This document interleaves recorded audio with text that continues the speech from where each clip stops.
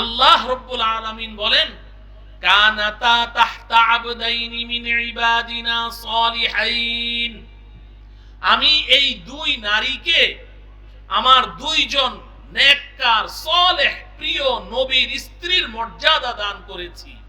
নূহ আলাইহিস সালামের স্ত্রী, লূত আলাইহিস সালামের স্ত্রী, দুই নবীর স্ত্রীর পরিচয় নিয়ে তারা এই জমিনে চলাফেরা করেছে।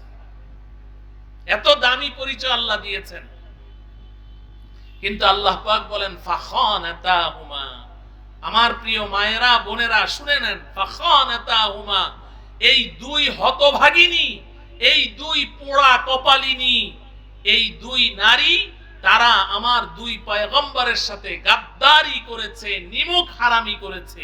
নূহ আলাইহিস সালামের স্ত্রী হযরতে নূহ আলাইহিস সালামের উপরে ঈমান আনেনি। লূত আলাইহিস সালামের স্ত্রী নবীর স্ত্রী, পয়গম্বরের স্ত্রী, কিন্তু পয়গম্বর লূত আলাইহিস সালামের উপরে ঈমান আনেনি। তাহলে নবীর স্ত্রীর পরিচয় নিয়ে এই জমিনে চলাফেরা করেছে, কিন্তু ঈমানের পরিচয় ছিল না। কি পরিচয় ছিল না? নবীর স্ত্রীর পরিচয় ছিল, কিন্তু ঈমানের পরিচয় ছিল না। ঈমানের পরিচয় ছিল না। অনেক দামি পরিচয় নিয়ে জমিনে চলাফেরা করেছে। সবচেয়ে দামি, একজন নারীর পক্ষে, একজন মহিলার পক্ষে যত দামি পরিচয় নিয়ে এই জমিনে চলা যায়, সর্বোচ্চ দামি পরিচয় আল্লাহ পাক এই দুই নারীকে দিয়েছিলেন। নূহ আলাইহিস সালামের মতো এমন উলুল আজম একজন পয়গম্বরের স্ত্রীর মর্যাদা তাকে দিয়েছে।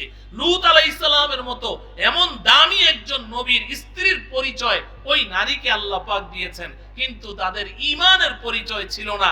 এবার আল্লাহ পাক তাদের পরিণতির কথা বলছেন, এই দুনিয়ার মানুষ শোনো, যারা দামি দামি পরিচয় নিয়ে বুক ফুলিয়ে চলছো, কিন্তু ঈমানের পরিচয় নিয়ে চলছো না, ঈমানের পরিচয় মানুষের সামনে পেশ করতে তোমার লজ্জাবোধ হয়, তারা শুনে নাও এই দুই নারীর পরিণতি কি হয়েছে। আল্লাহ পাক বলেন, ফালাম ইউগনিয়া আনহুমা মিনাল্লাহি শাইআ, হাসরের ময়দানে আল্লাহ পাকের আদালতের কাঠগড়ায় এই দুই মহিলা যখন দাঁড়াবে, আল্লাহ পাকের পক্ষ থেকে প্রশ্ন করা হবে, এই তোমার পরিচয় কি?